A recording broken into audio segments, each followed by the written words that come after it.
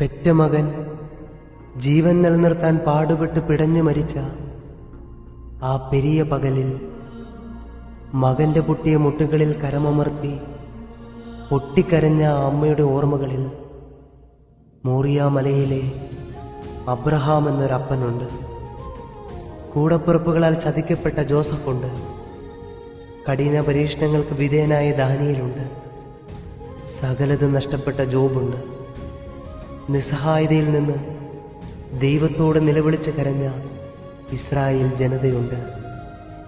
തൻ്റെ പ്രാർത്ഥനകൾക്ക് മുമ്പിൽ ദൈവം മിഴിയടച്ചപ്പോഴും അമ്മ കരമുയർത്തി തന്നെ നിന്നു.